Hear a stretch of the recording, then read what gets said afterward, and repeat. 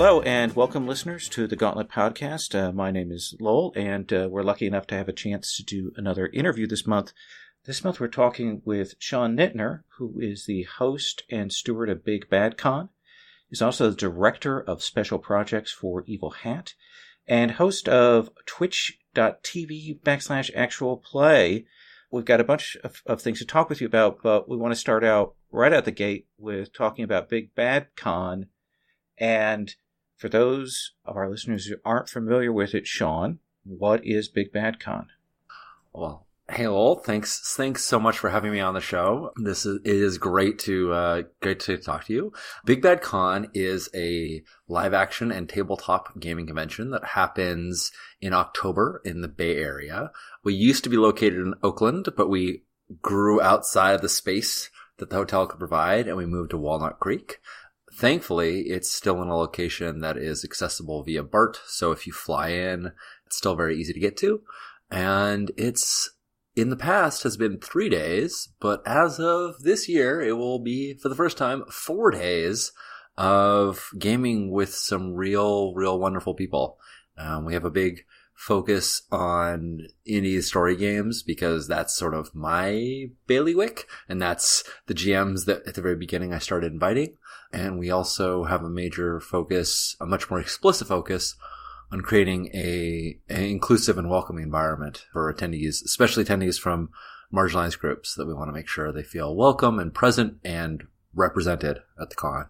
Was it a hard decision to take in that extra day? I mean, that's a real logistics challenge, isn't it? Yeah, it was. So the story behind that, which I talk about a little bit in the Kickstarter. By the way, Kickstarter is running right now, so if you're interested, I'm sure we'll link to that. I talk about this a little bit in the Kickstarter, but the situation was that last year, in order to have 37 game rooms ready for us, these are private game rooms where they pull the beds out, put tables in there, in order to have them ready for us at Friday at our first Friday slot, which was 1 p.m. I'm sorry, our first slot was at 2 p.m. To have them ready for us, they couldn't do it Friday morning. They couldn't have guests stay in the room on Thursday, have them check out by 11 a.m. on Friday, and get 37 rooms ready for us in 2 hours. It was just impossible. So they booked all of the rooms for Thursday for us, and therefore they had all of Thursday to clean them out and get them set up.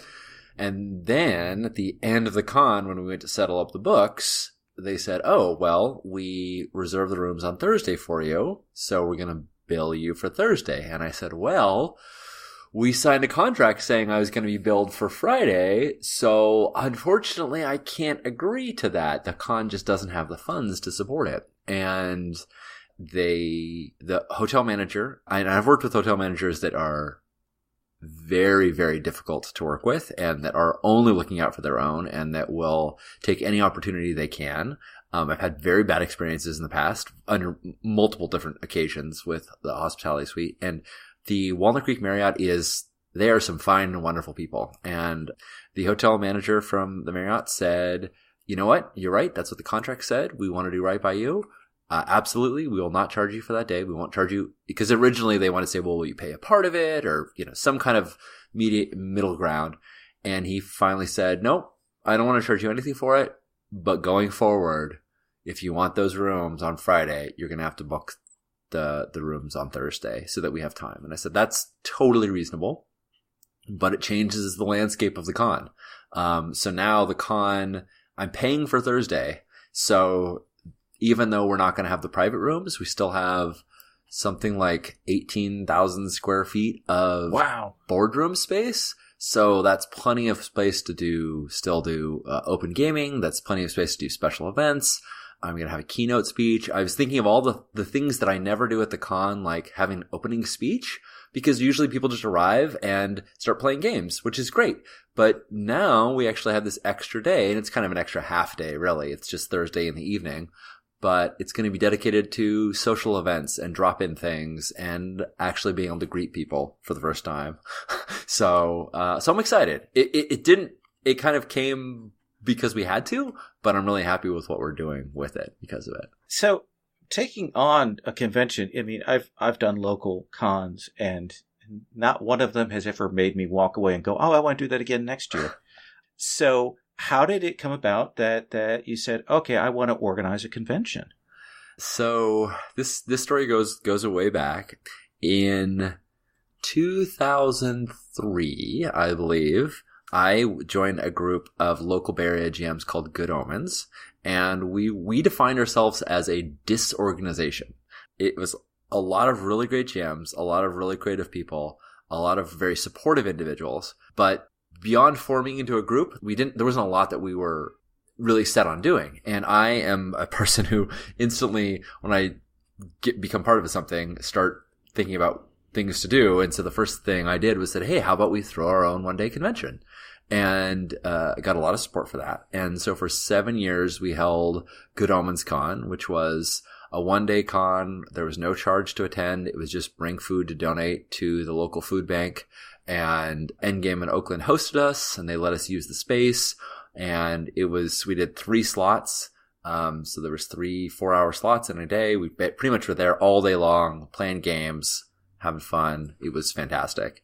And I got, 5, 6, 7 years into that and realized I wanted to do something a little bit bigger, and also realized I wanted to do something where I could impose a little bit more order and structure.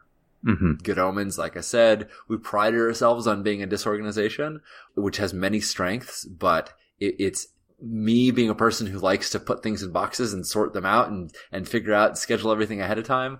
I couldn't build it as big as I wanted to, because I really needed to get everyone else on board, and that presented its own challenges. So for me, the simple solution was say, well, cool, keep doing that, and I'm going to go start something a little bit bigger, and thus Big Bad Con was born.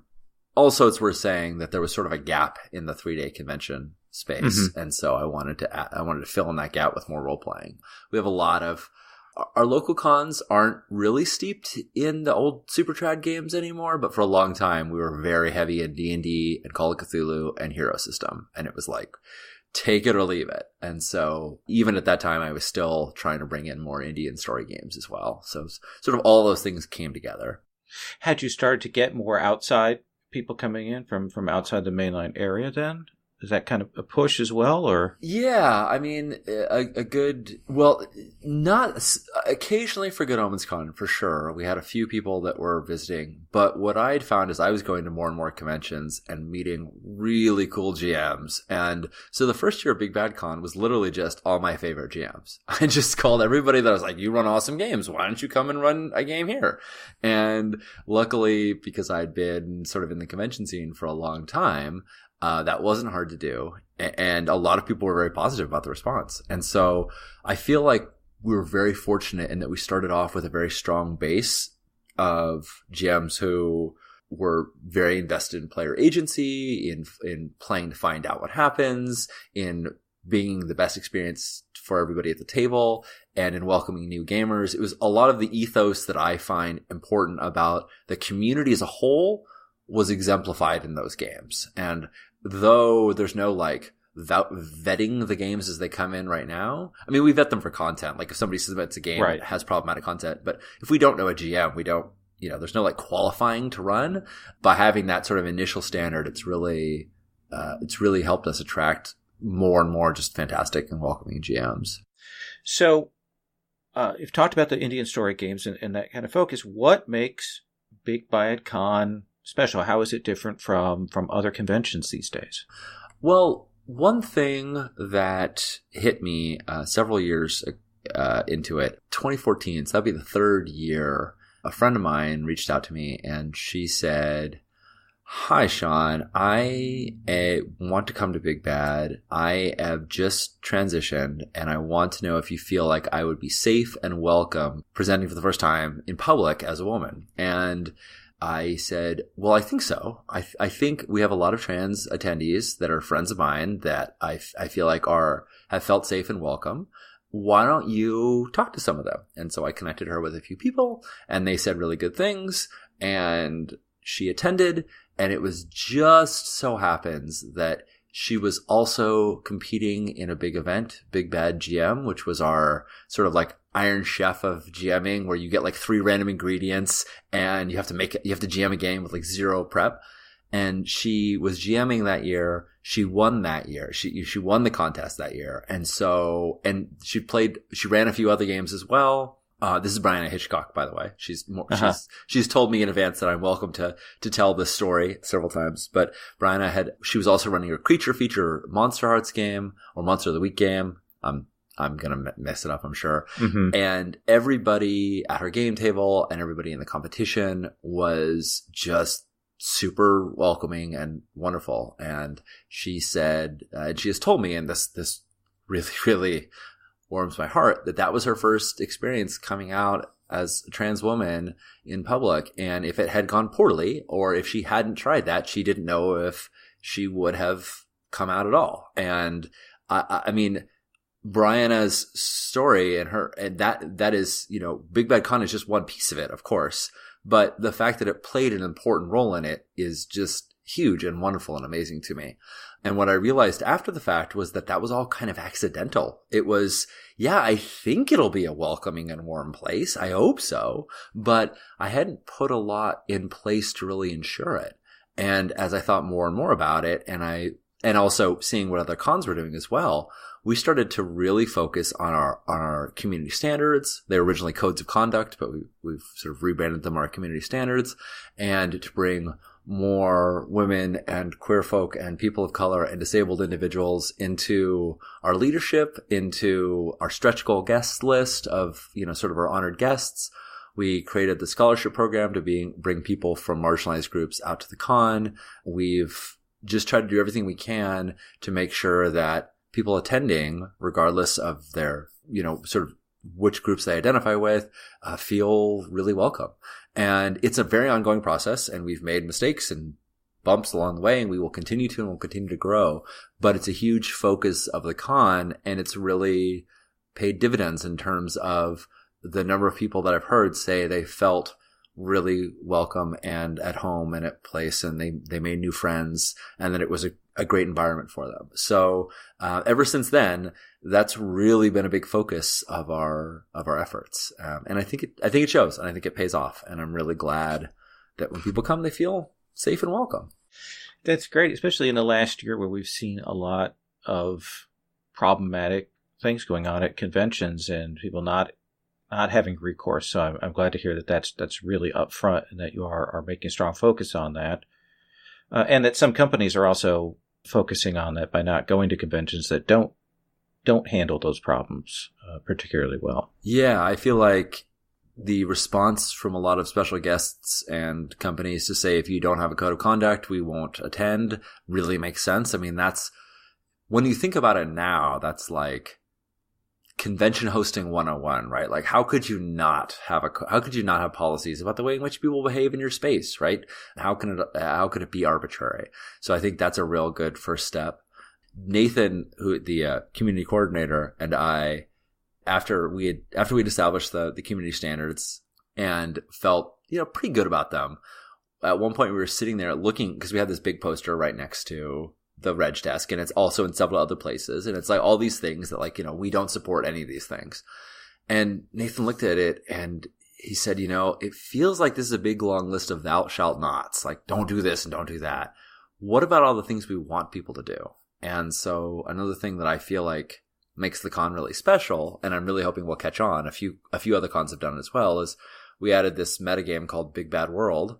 It's absolutely ripped off, powered by the apocalypse, where one of us had the idea, I don't know which one of us said it, but one of us said, when you pull up a chair for someone else to sit next to you, mark XP. And suddenly our minds just exploded. We're like, oh my gosh, there's so many cool things that we could incentivize by doing this. So we have these playbooks, and you can play like the mage or the ambassador or the explorer or the rogue, and each one has some moves on it that are like, introduce people, congratulate somebody on something helpful or useful that they did, make space for someone, including yourself. And whenever you do one of these things, you mark XP. And when you fill up the 5 XP, you turn in your playbook and you get a little pin and you get another playbook. And you can keep going through the whole roster of them. And then when you finish all the basic ones, you can get the advanced playbooks. And it's just a great way to create alibi for good behavior. There's plenty of alibis for bad behavior. Why not flip the switch? And I want to say, so you brought that to Games on Demand Origins last year. And I'm an old white dude. And I will tell you, when you presented that first night, I was like, oh, come on. But, oh my God, did it generate, I mean, great response, and people were into it, and it created all kinds of great moments. And I saw young people really invested in it, and that they had a part to play, and they came and they worked through all the playbooks, and it was such a positive thing. It was dynamite. It worked so well. My skepticism was blown away within the first couple of hours. I was going to honestly tell you. That is so good to hear. I'm so glad to hear it. Well, the funny thing is, one of those moves I created for myself, and I created it from a very specific situation. So it was 2 years ago, I think, at Gen Con.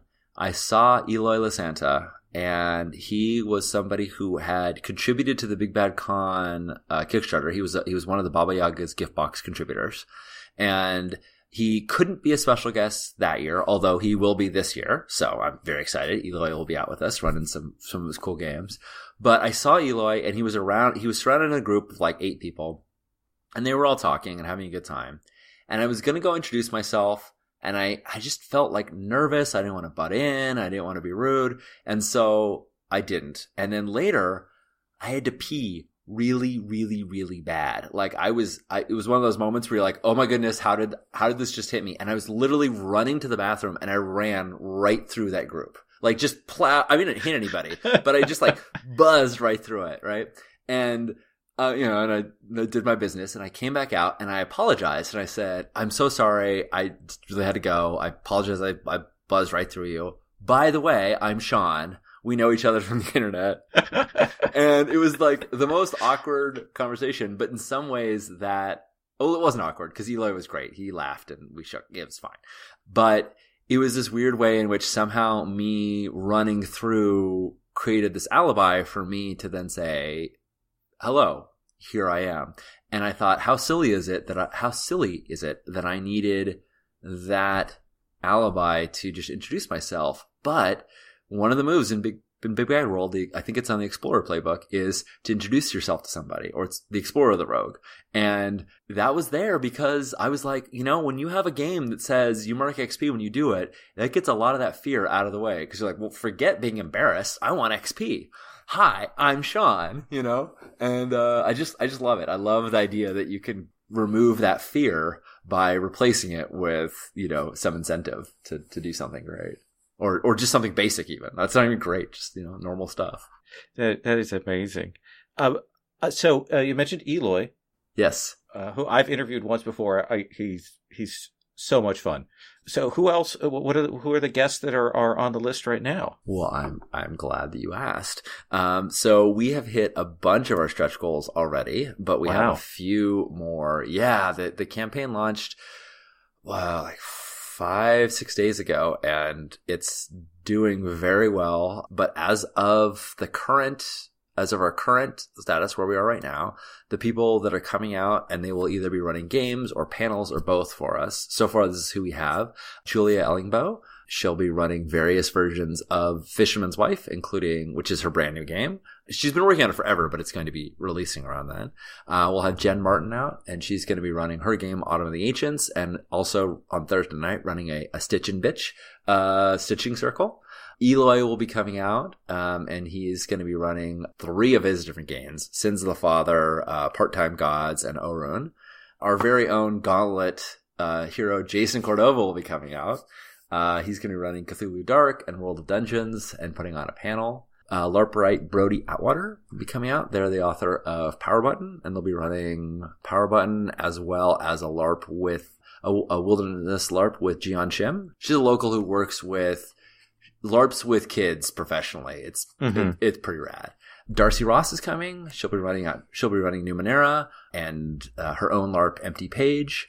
DC will be coming out. He's working on Mutants in the Night right now, which is a Forge in the Dark game powered by Forge, a Forge in the Dark game set in the future where mutants exist and are very, very confined. And it's a metaphor for, it's the same metaphor mutants of, X-Men has always been about, but it's through the lens of, DC's design. We've got Betty Bong. She is a LARP as well, and she'll be running a couple of different LARPs herself. And we just funded Alex Roberts. And I'm super excited about Alex coming out because Starcross will hopefully be in print and out. And so she'll be out running that. And she's also running a new game, which is in development called For the Queen, which I will be running at Origins so people can get a taste of it there. As well, but For the Queen is amazing. I saw the game and I was like, we need to publish this. This is a fantastic game. So I'm really excited to see it moving along. So that's who's come out so far. And I won't give quite as long a list or a long a description of the others, but just worth knowing that if we continue to hit our funding goals, we will also get Janaea Kemper, Anna Kreider, and one I've been trying for a long time, and we finally managed to make it work in their schedule. The entire Baker family. We'll have Meg and Vincent and their kids out, Elliot and Toby, and they'll all be running tons of cool games and stuff. I'm really excited that Meg and Vincent are going to run their classics. We'll get Apocalypse World, we'll get 1001 Nights, but Elliot will also be running his game Tiny in Chrome, which I'm super thrilled about as well. So yeah, we've been trying to get the Bakers out for a long time and just never fit in their schedule. So I'm very much hoping we hit that stretch goal because it should be great to have them join us. That's an amazing list. Now, how many years have you been doing Kickstarter as sort of the funding source for this? This is our 4th year. Oh, wow. And it's taught us a lot. Kickstarter started because our badge sales couldn't cover the cost of the con. And so I thought about ways in which we could address that. One of them is that we could increase the badge sale price, but it would be significant. It would be essentially doubling the price. The other way is that we could stop giving free badges to GMs and volunteers. The other way is that we could reduce or eliminate our private game rooms. And none of those felt like good solutions. They were all just, I just didn't want to do any of them. One thing we haven't talked about, but I'd love to, is also sort of, we've talked about people from various marginalized groups, but one thing we haven't talked about is the class divide of conventions and how expensive conventions are to attend. And so one of the things that I really didn't want to do was make the con any more expensive because it's already prohibitive to a lot of people.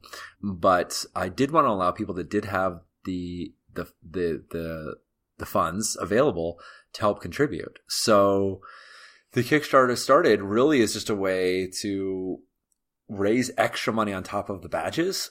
And the very first year, our first pledge rewards were all ephemeral. They were all things like, you get to name a room. And then we realized, no, we really need to add in the solid things like you get to come to the con. So we figured that one out pretty quickly. But the idea is that people you pay the same price as you would to attend the con. So the con badge is $60. The Kickstarter pledge is $60. And in addition to getting a badge, you also get a little Kickstarter pin when you arrive saying you supported us. And we have a big Hall of Heroes where we show all the support that people gave us and you get listed on the Hall of Heroes. So it's definitely a no-brainer to Kickstarter if you're going to come. But we also have things like Baba Yaga's gift box, where you can get a box of really cool handcrafted things, whether they be games or physical objects made by a bunch of different creators.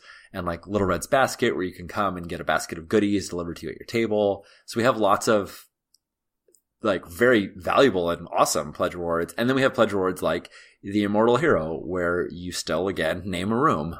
And that's purely funding the con, right? Like, I mean, it cost me $6 to print out that poster and you paid $100 for the pledge level. So that is all about just helping us cover the hotel expenses and the other expenses. The hotel is the big one, but covers those other expenses. And the idea is that folks can, that have a little extra can pitch it in. And folks that don't need to. And in fact, it's gone so far as that we created a scholarship fund as well. So one of the pledge levels, in fact, the cheapest pledge level, is contributing to the scholarship fund. And that fund, all the money for that goes towards bringing out people from marginalized groups to come attend the con, where we cover their badge and flight and hotel room as much as we can. So we look at the number of people who applied, and we look at the amount that we raised, and we divide it up as fairly as we can to bring out as many people as we can. But that's one way in which we try to address sort of the financial disparity. The other way is our outreach program, where we're now running games for teens in the area.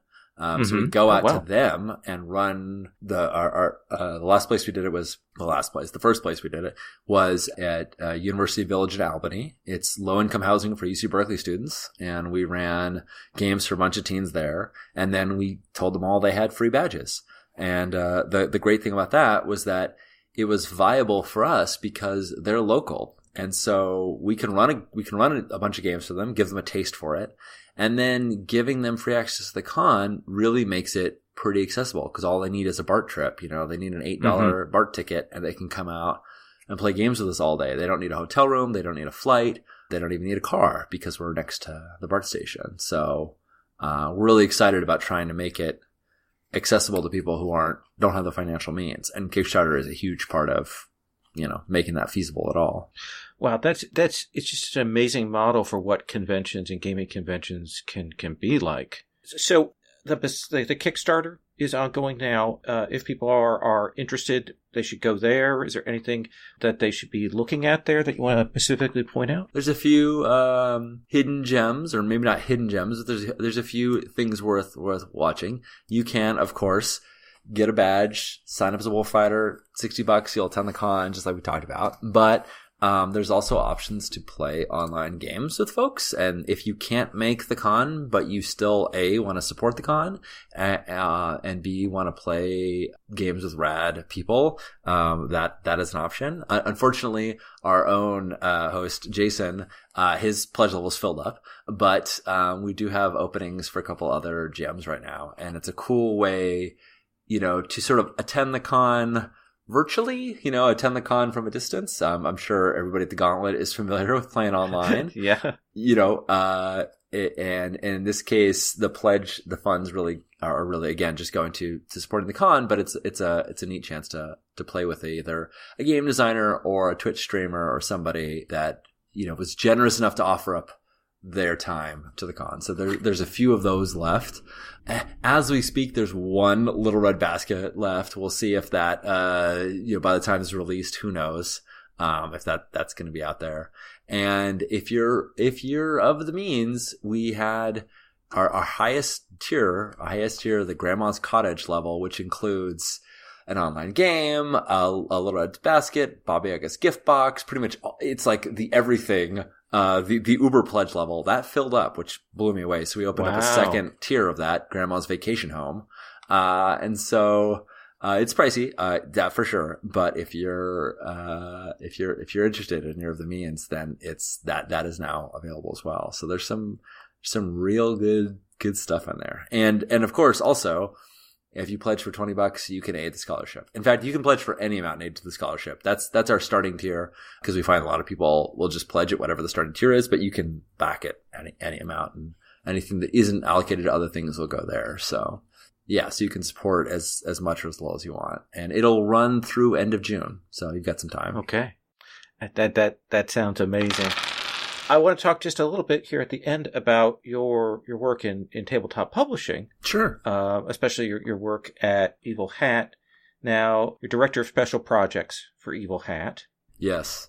What does that mean is a very valid question. That's a very valid question. I had actually we did interviews with Amanda Valentine and Pam Alexander, and I regret that we didn't have a chance to talk with you about your project manager work. Sure. Because I think that's really interesting. That's a feature of the industry that people don't get a chance to see inside of. So what does that title mean, and what is it that you do? Yeah. So that title means I handle onboarding for every project that we do that is not faked.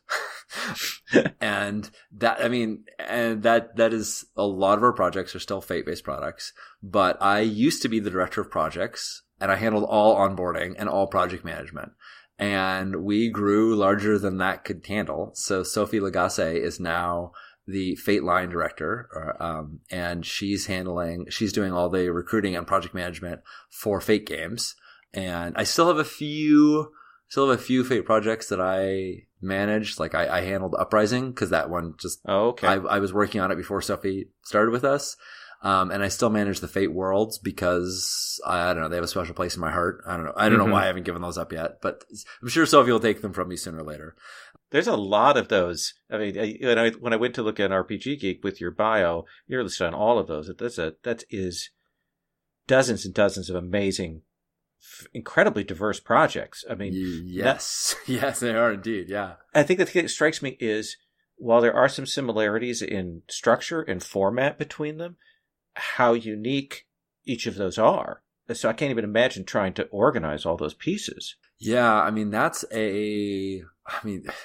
frankly, we could have a whole interview just on the Fate Worlds line. It was a huge endeavor, but the short version of it is that it took us a little while to get our diversity angle properly aligned. We're still working on it, but our initial batch of games was not from very diverse creators. And that's because our approach wasn't one that was particularly good at recruiting. And we've been much more active about specifically reaching out to people now. And that's really improved the diversity of the products that we have. But the process itself is a really fun and exciting one. We take pitches from lots of different people. We usually ask them to give us 3. We narrow down to the thing that we're most excited about, and then we get them started. And they go through, you'll appreciate the terminology, they go through a gauntlet of development, because Fate Worlds were meant to be written by people who didn't necessarily have a ton of experience working in Fate. We wanted to use this as an opportunity as a first publication, as an opportunity to learn the system better, and as an opportunity to sort of train up as potentially working on larger Fate projects for us. So the writer is if they're very new, if they're new to gaming as a whole, like if they don't know Fate, we just start them. But if they don't know gaming at all, then we start them with a mentor who is going to help them make sure that what they're writing is gameable. You know, because you can write a great setting that is absolutely, there's nothing to do in it, right? Like cool, wonderful world building. Now what? So if someone is unfamiliar with gaming, then we start them with a mentor. But either way, once they've written their outline, then Rob Donahue or one of our other assistant developers, primarily Rob, will read that outline, give them a bunch of feedback. Then they'll start working, and after they've written the text and done some of their own internal playtesting, we pair them with a system developer who can help them work any kind of kinks out with the game system itself. Then we put them with an editor who will clean up the text itself, and then it goes into layout. We connect them up with their art director so they can make the request for the art that they have in mind. The art director writes the art spec and the art order that gets sent out to an artist. It comes back and we finally release it. The whole process takes anywhere from 9 months to, 2 years sometimes because life happens. But usually 9 to 12 months is sort of our typical turnaround. And there's a lot of moving parts in the middle of all of it. And you're moving those parts along. That's what you're doing is keeping them organized and moving, right? Yeah. So I do weekly check-ins with all of our talent. I've had as many as 35 check-ins a week that I'm doing, and because Sophie took over and is handling a lot of the Fate projects, I'm down to the 20s, which is great. But every week on Tuesday morning, if anybody works for me or for Evil Hat, they'll know Tuesday morning at 8 a.m. Pacific Standard Time is when they'll get an email that checks in on the current status. Reminds everybody of our current milestones and our current deadlines, make sure we have everything we need, ask for any kind of recalibration we need. Things often need recalibration. We think something will take a month, then it takes 2. Sometimes we think something will take a month, then it takes 6 because, things happen. Because we work primarily with freelancers, we don't really own anybody's time. So a lot of our development has to be very flexible. Our solution to addressing delays is one, that we try to keep a lot of projects in the pipe at any given time. So if one doesn't come out, another one can. And 2, we don't announce release dates until we get into the finishing stages. Because when we're at finishing, when we're in layout and proofing and indexing and art, those things are pretty well known. We've hammered those things out. The creative stage, the development stage, you just never know. I mean, Shadow of the Century, I started on when I first started at Evil Hat, back in July 2013, when the Fate Core Kickstarter started. And it just went into layout. That game has taken so many twists and turns, and it's been like 4 different games at different times. And it went through 3 public playtest phases. Each public playtest takes like 3 to 4 months at least, because we got to give people 2 months of playtesting to give us feedback. And then there's all the application and onboarding, and then there's all the like reviewing of the feedback. And so it's typically a 4-month process, and it takes a lot of resources to get it in play. Yeah, so we did that 3 times with Shotzi, and there were plenty of revisions between them. So, yes, that's my part in all of that. I both recruit games. I find things that look like they might fit under the evil hat, and then once we've gone through contract and all that stuff, I keep them moving along, or at least I try to. So, with authors you've had to work with and track them down, what would be the thing that you're seeing authors haven't got under their belts that they need to be aware of, that need to be thinking about? So I think a lot of the things you want to consider, and this is very hard to do early on. In the beginning, you're just like, I have an idea. I just want to make this thing, right? And that's fine. I don't begrudge that at all. But when you get a little more serious about it, you really want to think about who is your audience and where do you want to see this game?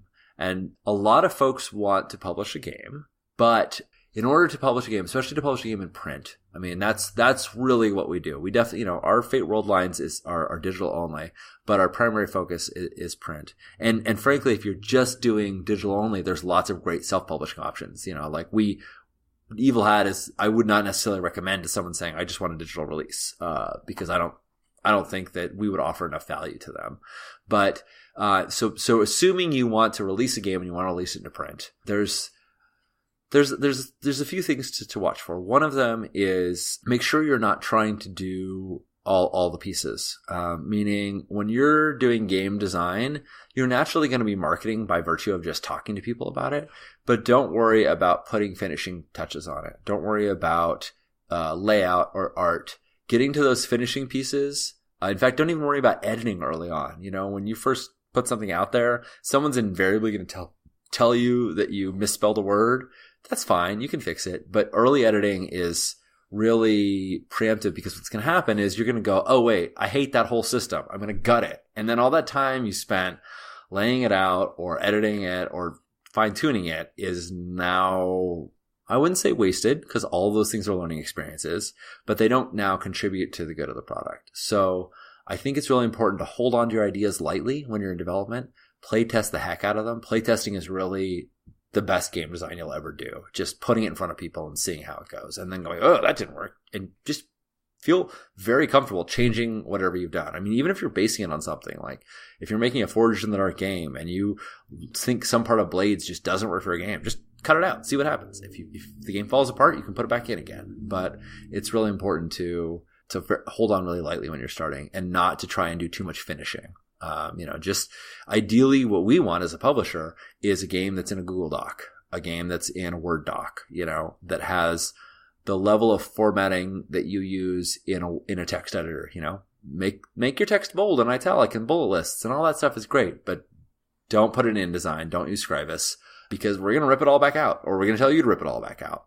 So for us, the big thing is, I feel like I'm repeating myself, but is play test the heck out of your game. Don't worry about the appearance of the game, and more, if you want to gauge the audience and you want to grow the audience for your game, is play it in the public.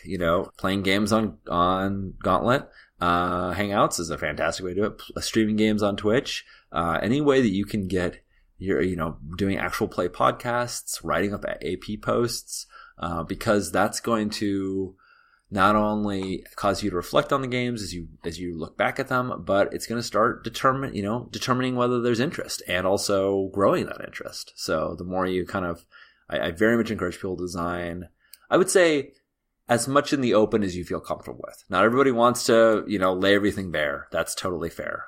But if you feel like, okay, this is worth showing people, show them for sure. And if someone wants to be looking at moving out of, say, the self-publishing or minor digital publishing, Where do you think they should be moving towards? What should they be thinking about once they kind of get past that initial stage? If they're looking, you mean if they're looking to connect up with a publisher? Yeah, Evil Hat or someone else. Yeah, so I mean, there's several folks like ourselves that are publishing other people's games. You know, Magpie, Burning Wheel, Bully Pulpit have all done some publications of other folks' games, and so I don't know that they're going to have the same kind of submission requirements. We've talked a little bit about it, but there's we haven't really like compared notes on, you know, what are you looking for? So I can't say that this is universal. I can only say that this is applicable for Evil Hat. But if you want to get outside of that, what we're looking for is, you know, a mostly finished text. It doesn't have to be perfect, but you should say, here's a version that I have playtested the heck out of. I've played this 20 times or however many times, and I feel very solid about it. I've run it at conventions. I've had other people run it. You know, at any level that you can do to sort of get its exposure. And also, so the first is have that text complete draft. So that's one piece of it. The second piece is get a sense for your audience. You know, you're designing it with somebody in mind, and knowing who you have in mind is really important to us, because I know from a publisher's standpoint, we realize that we have strengths and weaknesses, and we don't want to grab a game that we can't talk to its audience. So as an example, if someone gives us an 18 and up card game, none of or board game, those exist. They're totally fine, but none of our channels or our outlets want to see anything that's more than 13 and up. Like the age cap has to be 13 and up or lower, right? 8 and up, 13 and up, all great. An adult game instantly gets assumed that there is too much mature content. So knowing that you have an audience that's, you know, say 18 and up for your game really changes the rubric for it. And so it's important to figure those things out. You know, who will be playing my game? And then the last thing is develop a pitch for it. Spend some time writing, talking to your friends, and saying like, how can I distill this game down into a one-page pitch? How can I distill this game into a one-paragraph pitch? How can I distill this game down into a one-line pitch? Because we will, or any publisher will, at various times ask you for, what's your game about? In like one line. Okay, I'm interested. Now, what's your game about? In a paragraph. Okay, I'm still interested. Now give me the page. Okay, I'm still interested. Now send me a draft, right? No one wants to see your draft right off the bat. It's too much. It's, you know, and frankly, we get sent them all the time, and it's a little overwhelming. We try to be very courteous and say, thanks so much. Here's what we actually need right now.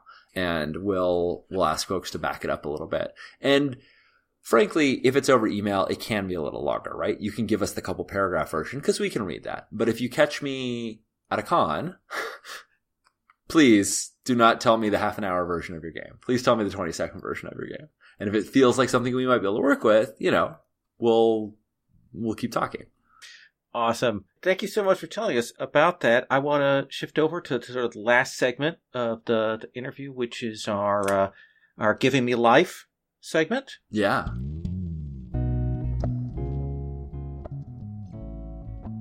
Hi, listeners. I wanted to let you know about a couple of things. The first is that our Pride Month issue of Codex is now in our Patreon feed. Codex Glamour contains a number of great features, including a new skin for Monster Hearts 2, a gumshoe scenario about a vampiric David Bowie in 1970s Berlin, an original story game called Midnight at the Oasis, and 36 cultural fashion items. To get Codex Glamour, just make a $4 or higher pledge on our Patreon by June 30th. That's at patreon.com/gauntlet. The other thing I want to talk about is related to Gauntlet Hangouts. Gauntlet Hangouts is the absolute best place to play indie RPGs online. Our calendar has more than 125 sessions per month across a variety of genres and game systems. Of course, those games are really hard to get into if you don't hold one of our $7 Patreon spots, because folks who hold those spots have early access to RSVPs, and the $7 Patreon spots are always sold out. Well, I'm very excited to let you know that we will be making more of the $7 spots available on July 1st. On that day, we will open up 75 more spots, and believe me, they're going to go fast. To find out exactly when they drop that day, be sure to follow us on Twitter at GauntletRPG. Thanks.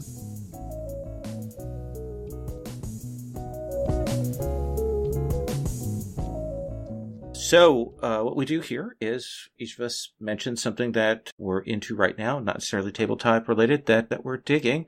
And so Jason would go, "It's giving me life," but I'm not going to do that. So you've just done it. So I know it's a conundrum. So Sean, is there anything right now that's really giving you life?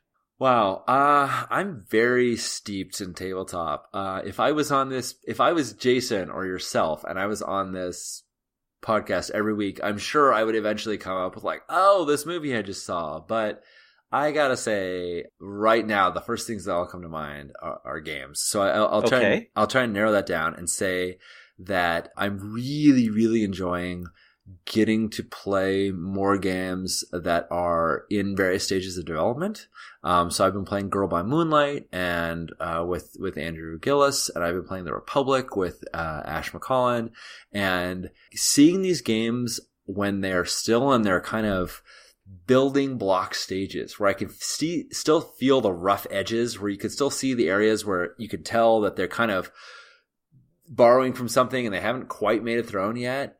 That feels to me like this wonderful opportunity to not only play a great game, I really enjoy the game experience itself, but also contribute to it. And so it's funny, I've grown more and more to the point, and I feel like such a freaking like hipster snob for saying this, but like I really enjoy games more before they've come out. And once a game comes out and it's like a book, I'm just like, all right, that's cool. And here's part of it. Part of it is just I'm lazy. Part of it is that when it's in a playtest draft, it's like 16 pages. I'm like, yeah, I can totally read 16 pages. When it's a 300-page book, I'm like, oh gosh, okay, sure, I'll read your book maybe. But yeah, so I love playtesting new games. We've been doing a lot of it at Actual Play, but even on other channels or any other spaces, it's really fun to see them in development and then, hear about how they grow later on and finally see the final one and I get to put on the old man hat of like, I remember back in the day when they didn't have difficulty glasses or whatever, it's good stuff.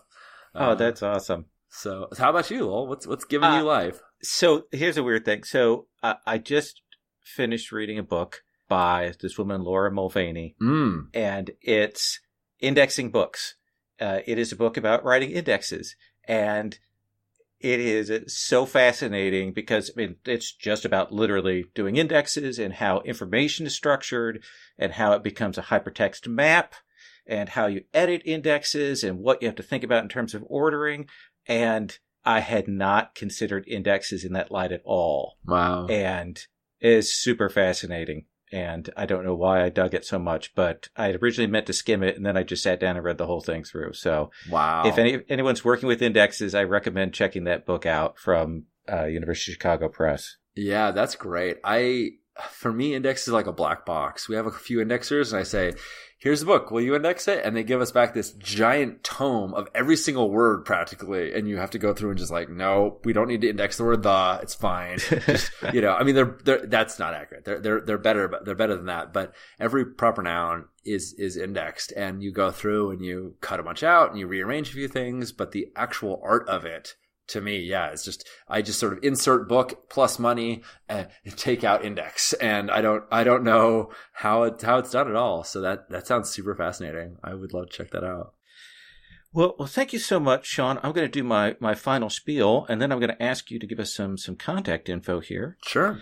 So thank you, listeners. That's our show. You can check out the whole Gauntlet podcast network of podcasts, including Fear of a Black Dragon, Plus One Forward, and a whole bunch of other stuff. You can find that at gauntlet-rpg.com. It also has great links to our community resources and links to our online gaming community. We also have a Patreon for the Gauntlet, both for the online gaming community and for the podcast, and our own Codex, which is our monthly zine. And that you can find that at Patreon.com/Gauntlet. You can also find us. Jason is tweeting a lot at Gauntlet RPG. That's our Twitter handle. And we also, a bunch of us have YouTube videos, including the main Gauntlet channel for all of the various 100-some games that we do each month. There are videos for all of those, and so you can find them there. So I hope you'll consider checking that out, especially if you like actual play. So, Sean, where can people find you? Well, the easiest way is on Twitter. In fact, just about everywhere I'm Sean Nittner. No spaces. That's SeanNittner. That's pretty much everywhere. G+, Facebook, Instagram, Twitter. You can also find me, Sean Nittner, on the Gauntlet Slack channel. Although I'm bad about staying current because I know Slack is lots of people are. It's hard to do. Slack is rough, so I pop in and out when I can. But the people there are great. I love. It's kind of fun when I'm like, oh, I have some spare time and I get to catch up. But I'm definitely there, and you can find my website where I have all my actual play posts. Although I sort of slipped off the bandwagon a little while ago, so we have an archive of old actual play posts, let's say, at SeanNittner.com, and you can see the products that I'm working on developing over at Evil Hat. If you click on the product status page, that's got everything that's in the works, and we have lots going on. And most importantly right now, if you want to come to this cool con in October, go to bigbadcon.com/Kickstarter, or just go to Kickstarter and search for it, and you'll see our current campaign. It's open till the end of the month, and we'd love to have you out. If you like games on the Gauntlet, if you like the content you see here, there's a very, very good chance that you will like playing games of Big Bad. Awesome. Thank you so much, Sean. My pleasure. Thank you.